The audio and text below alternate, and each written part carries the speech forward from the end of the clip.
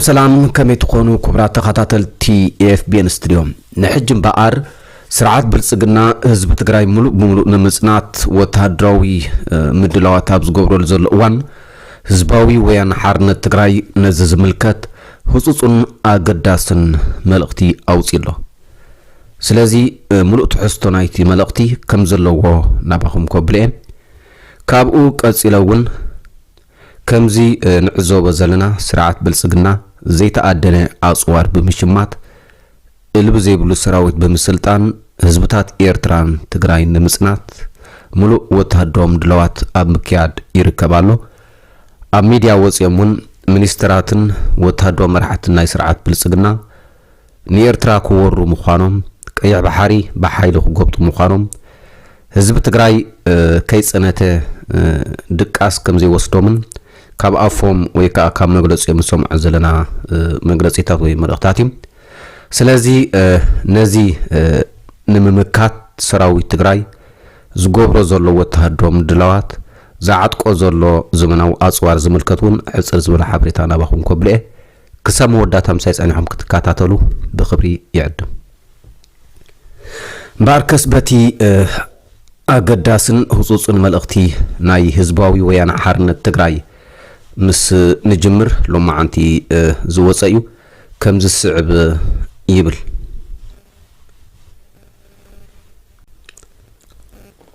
السمناو ملأختي ህዝባዊ ወያነ ሓርነት ትግራይ ዘበት ንብሔራዊ ብርሰት ህዝብ ትግራይ ንዘመናት አንጻር ህልውን ዘጋጠሞ ከበርት ፈተናታት ብጽናዓት ተቃሊሱ ብምሕላፍ ብቅብብል ቃልስ ወለዶታት ናብ ዝመዋዕል ዝበጽሐ ህዝቢ ትግራይ ኩሉ መስዋዕት ዝኸፈለሎም ናይ ቃልስ እዋናት ብሔራዊ ክብሩ ሉላውነቱን ንህልውኑን ንምዕቃብ ኣብ ዝሓለፈ ዓመታት ዘጋጠመ ሓደጋ ህልውናውን እዝናይ ወለዶታት ትውፊት ዓቂቡ ብምቅላስ ነቲ ከም ህዝቢ ኣብ ልዕሊ ዝተኣወጀ ጆኖሳይድ ብጽናዓት ተቃሊሱ ህልውና ዓቂቡ ኣብ ምቕጻል ይርከብ እንተኾነ ግን እቲ ኣብ ልዕሊ ህዝብና ዝተኣወጀ ጆኖሳይድ ሕጂውን ሓደጉ ይዛይዳሎ እምበር ኣይዛረየን ጆኖሳይደር ውልቀ መላኺ አብይ አሕመድ ኩሎም አማራጺታት ሰላም ዘተን ድርድርን ብምዕጻው ህዝብ ትግራይ ከም ህዝብ ንምጽና ዝሓዞ ትልሚ ንምዕዋት ኩሉ መድያው ርብርብ ኣብ ምክያድ ይርከባሎም እቲ ዓሚቕ ተመክሮ ቃልስ ዘለዎ ህዝብና ድማ ነዚ ገጢምዎ ዘሎ ሓደጋ ብምርዳእ ቃልሱ ክጠናኽር ከም ዝግባእ ብዝተፈላለየ መንገዲ ክገልጽ ጸኒሑ መሪሕ ውድብ ህወሓት ድማ ነቲ ኣብ ህዝብና ዘሎ ህልው ሓደጋ ብምንባብን ካብ ሓደጋ ንምውጻእ ዝኽእል ወሳናይ ቃልሲ ተዘይተኻይዶ ዝህልዎ ዝገደደ ሓደጋ ብምርዳእ ምስተወሳናይ ዓቕሚ ቃልሲ ናይሉ ዝተኣማመነሉ ህዝብና ኣብ ምዝታይ ይርከብ ህዝብና ኣብዞም ዘበት ንብሔራዊ ብርሰት ብዝብል መርሐ ሓሳብ ዝካየዱ ዘሎ መድረኻት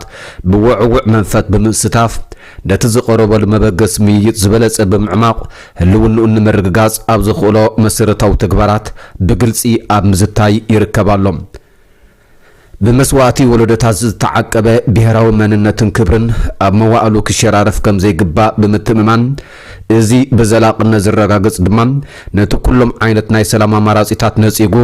በሓይሊ ከጽንተና ዝወፍር ዘሎ ጀኖሳይዳዊ ስርዓት ብምምካትን ብምስዓርን ኣብ መቃብሩ ምዃኑ ኣብ ሙሉእ መረዳዳ ይበጽሓሎም እዚ ንምግሃድ ዝውስን ድማ ምጉልባት ውሽጣዊ ዓቕሚ ምዃኑ ብምእማን ሰራዊትና በሓይሊ ሰብን ሎጂስቲክን ክጠናኸር ካብኡ ትጽቢት ዝግበር ኩሉ ከም ዝፍጽም ከም ቀደሙ ደጀንን ግንባርን ብምትእስሳር ነዚ ወሳኒ መድረኽ ብዓወት ንምዝዛም ሕራንኡ ይገልጽ ኣሎም ካብዛ ሓሊፉ እውን በዝሉ ኩሎም ኣፈላልያት በሓይሊ ክፈትሕ ዝህንደድ ዘሎ ጆኖሳይዳዊ ስርዓት ተመሳሳሊ ሓደጋ ምስ ዘለዎም ሓይልታት ምሕዝነት ብምፍጣር ዝግበር ቃልሲ ብምሉእ ልቡ ይድግፈሎም ባንዳን ጃሱሱን አምሪሩ ዝጽየፍ ህዝብና ጉጅለ ብሔራዊ ክሕደት ልኡኽቶ ጸላኢ ሒዙ ዝፍጽሞ ዘሎ ጸሊም ታሪኽ ብምኹናን በዝዑሱብ ጉጅለ ዝግበር ናይ ምትላል ወፍርታት አምሪሩ ብምቅላስ ዝተታለሉ ደቁ ምዒዱን መኺሩን ኣብዚ ታሪኻዊ ወሳኒ መድረኽ ምስ ህዝቦም ክቃለሱ ሓላፍነቱ ከም ዝዋጻእ ቃል ይኣትሎም ብሓፈሻ ህዝብና ነቲ ከም ህዝቢ ገጢምዎ ዘሎ ናይ ብርሰት ሓደጋ ዓቕምታቱ ብምጥንኻር ስዒሩ ካብ ምውጻእ ወጻኢ ካልእ ኣማራጺ ከም ዘይብሎም ኣብ ምሉእ ምትእምማን ብምብጻሕ ወሳኒ ታርኡ ከም ዝጻወት የረጋግጻሎም ህዝባዊ ወያነ ሓርነት ትግራይ ከምቲ ኩሉ ግዜ ዝብሎ ካብዚ ህዝቢ ምፍጣርን ነዚ ህዝቢ እዚ ምቅላስን ትዕድልቲኦም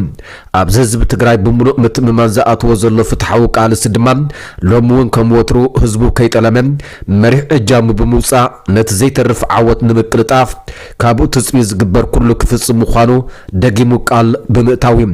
ዘበት ንብሔራዊ ብርሰት ህልውና ህዝቢ ትግራይ ኣብ መቃብር ጆኖሳይዳዊ ስርዓት ብልጽግና ይረጋገጽ ዘለኣለማዊ ዝኽርን ክብርን ንስዋዕትና ትግራይ ትስዕር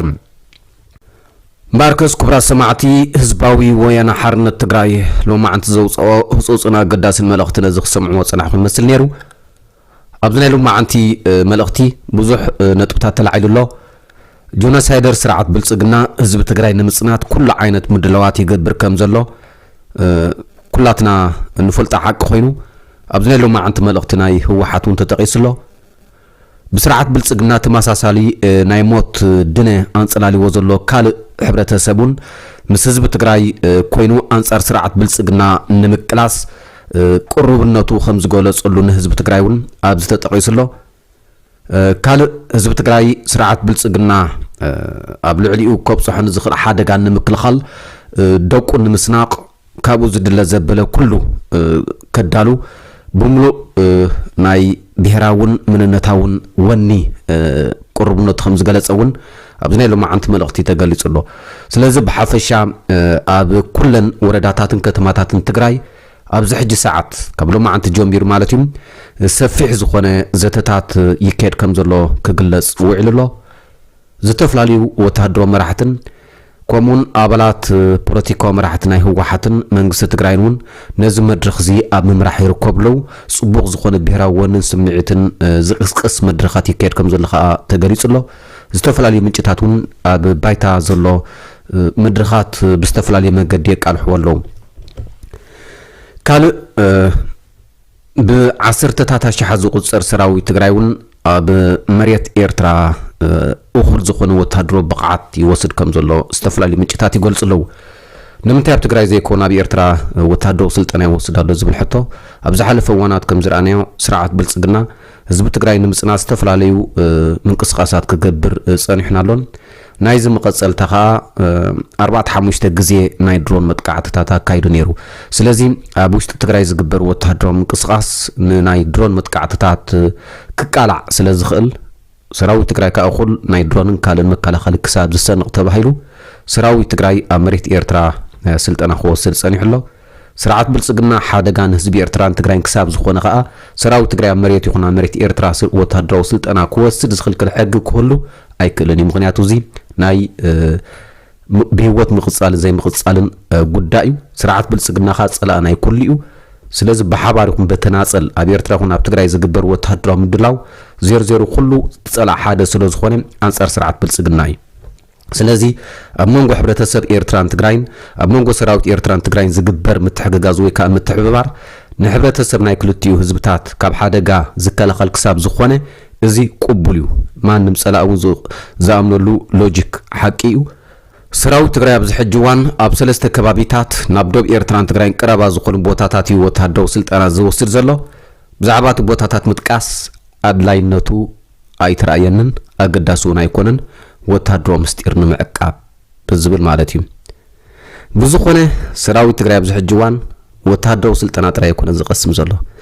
ኣድላይ ዝበሃል ዘመናዊ ኣጽዋር ከጥቃዓሉን ክከላኸሉን ዝኽእል እውን ኣብ ምስናቕ እዩ ዝርከብ እዚ እውን ወታደራዊ ምስጢር ንምዕቃብ ምዝርዛሩ ኣገዳስነት ኣይተረኣየንን በቲ ኮይኑ በቲ ኣብዚ ሕጂ እዋን ሰራዊት ኤርትራን ትግራይን ህዝብታት ኤርትራን ትግራይን ናይ ሞት ድነ ሓደጋ ተረዲዎም ብሓንሳብ ደው ኢሎም ነቲ ጆኖሳይደር ዝኾነ ስርዓት ብልጽግና ናብ ሰሜን ገጹ ወፊሩ ከካይዶ ዝኽእል ኩናት ንምምካት ኣብ ልዑል ተጠንቀቕን ምትሕባርን እዮም ዝርከቡ እዚ ከዓ ደስ ዘብል እዩ ስለዚ እዚ ጉዳይ ህላውነት እዩ ጉዳይ ሉላውነት እዩ ጉዳይ መንነት እዩ ጉዳይ ሞትን ምንባርን ክሳብ ዝኾነ ሰራዊት ትግራይ ምስ ሰራዊት ኤርትራ ክትሓዋወስ ህዝቢ ኤርትራ ምስ ህዝቢ ትግራይ ክትሓዋወስ ቅቡልን ደስ ዝብልን እዩ እዚ ይኮነን ካልኦት ሓይልታት ኣብቲ ዞባ ዘለውን مزوم حبرة السبات زيوم مزوم سراوي زيوم حابيرو نسرعت بلصقنا نمطفا أبصم دا يزركب سلازي بتخوين بتي سرعت بلصقنا مس بسلطناتو مس وتهدو مرحتو معالتاوي زكايدو زلو وتهدو تهديد غورا مغلصيتات بطعمي زس دممي ኢትዮጵያ ኣብዚ ሕጂ ዋን ኣብ ምንታይ ዓይነት ኩነታት ትርከብ ህዝቢ ኢትዮጵያ ኣብ ምንታይ ዓይነት ኩነታት ይርከብ ብዛዕባ ህላውነት ወይ ከዓ ድሕነት ህዝቢ ኢትዮጵያ ቅንጣብ ዘይሓስብን ዘይሓልን ስርዓት ብልጽግና ንህዝቢ ኢትዮጵያ እውን ዝልክም ኣዝዩ ሓደገኛ ኩናት ብምውላዕ ነዚ ሕብረተሰብ ዝንምጽናት ሙሉእ ወታደራዊ ምድለዋት እያ ምክያድ ዝርከብ ስለዚ ነዚ ዝተረድኡ መራሕቲ ህወሓት ወይ ከዓ ትግራይ ከዓ እኹል ዝበሃል ወታደራዊ ብቕዓት ብምቕሳም ህዝቦም ብሄራዊ ወኒ ብምስናቅ ነዚ ጸላእ ዝንምቅጣም ስምዒቱ ኣብ ምቕስቃስ ድልውነቱ ኣብ ምርግጋጽ መድረኻት መሪሖም ዘተታት ኣብ ምስልሳል ይርከቡ ኣለው ገናቲ ኣብ ትግራይ ዝካየድ ዘሎ ኣንጻር ብሄራዊ ብርሰት ኣብ ትሕቲ ዝብል ቴማ መድረኻት ይቕጽል እዩ ዘሎ ኣብ መወዳእታ እንታይ ዓይነት ውሳኔታት ክሓልፉ እዮምን ሎሚ ሸት ወይ ጽባሕ ዝረአ ክኸውን እዩ ስለዚ ሕብረተሰብ ህዝብታት ኤርትራን ትግራይን ከምኡውን ሱዳንን ኣንጻር እቲ ጆኖሳይደር ዝኾነ ስርዓት ተናቢቡ ከምዚ ዓይነት ናይ ቃልሲ ወኒ ከላዕል ብጣዕሚ ደስ ዘብል እዩ ንዝብሉ ካልእ ሓደሽቲ ምዕባለታት እውን ተኸታቲልና ናበኹም ከብልየ ንሕጂ ዘዳርኽዎ ትሕዝቶ ነዚ ክትከታተልዎ ዝጸናሕኩም ዝመስል ነይሩ